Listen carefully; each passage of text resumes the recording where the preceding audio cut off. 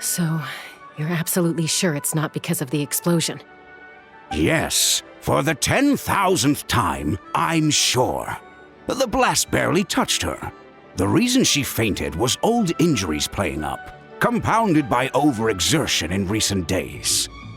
The moment she finally relaxed, all the built-up stress finally caught up with her. And no wonder.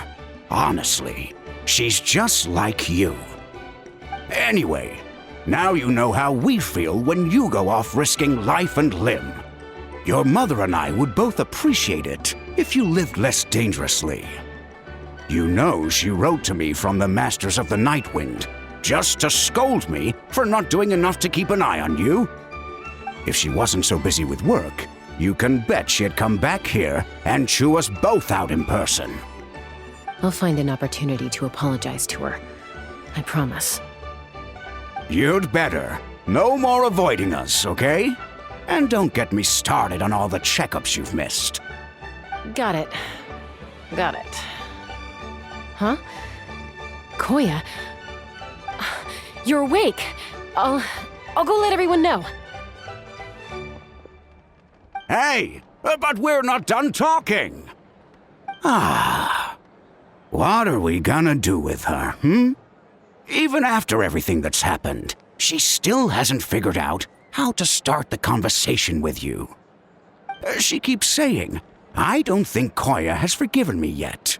But if you ask me, she's the one who's scared to open up and have an honest conversation.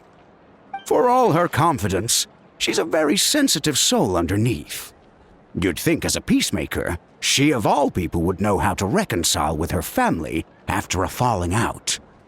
She must have been a handful growing up. Thank you for being there for her. And of course, thank you for keeping her safe when you were up there in the sky. Koya, Uncle Cusco, we're here! Ha! I was just telling her that she's not to go chasing danger with Chaska ever again. Cusco, I understand how you must feel. But it's all thanks to Koya and Chaska's efforts that the airborne workshop didn't come crashing down on our heads. Oh, Paimon almost forgot to ask. They didn't hurt you while we were gone, did they? Thankfully, when her co-conspirators tried to arrest me, I was out coaching Koya and Junan.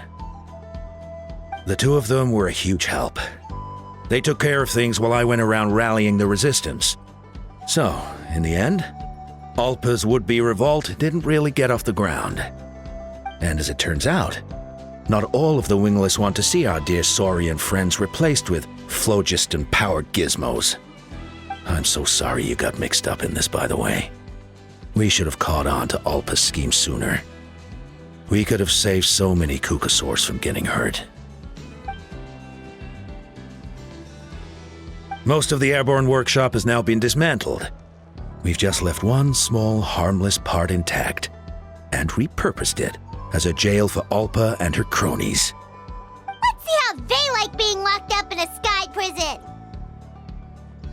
So, it looks like there's just one last conflict left to resolve. Peacemaker, you're up. I said I had to wait until things had blown over, didn't I? And now they have. But I still have no idea what to say. Koya, I just want to say, I'm sorry for how things went down back then.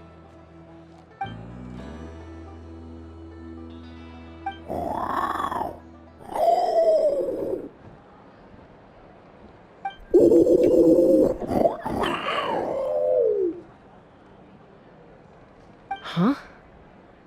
Does this mean you're not mad at me anymore? There's that family likeness coming through again.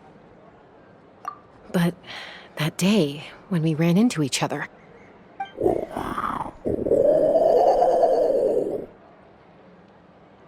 Huh? So then, when did you finally make your peace with it?